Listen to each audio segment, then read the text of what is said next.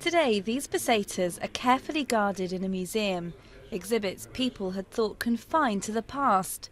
But 10 years after its creation, the euro is in crisis, to the point that people are now questioning whether it will survive at all.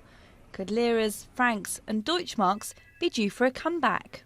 All the countries which entered the euro have found themselves with enormous piles of metal made of very specific alloys.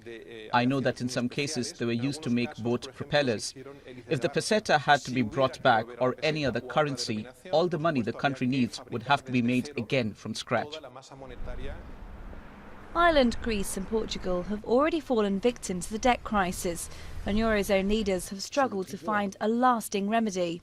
While the end of the euro remains science fiction as far as some are concerned, for economists it's no longer taboo. It seems reasonable to me that individuals, businesses and governments in the Eurozone should have a plan B and prepare for what might happen, for the scenario which would occur if the euro were to break up.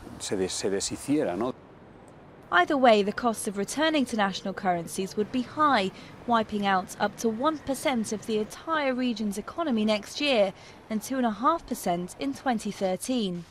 Even if only one or two members of the Eurozone were to leave, no country would be left unscathed. The scenario of a breakup would hit countries in a very asymmetric fashion, both in the northern core and in the periphery. In the case of Spain and other periphery countries, there would undoubtedly be a very large devaluation of the local currency. But other members, like Germany, would see their currencies rise, rendering their exports less competitive. And for ordinary people, many fear seeing the value of their savings plummet, which could prompt a run on the banks and a dangerous flight of capital from Europe's weaker economies.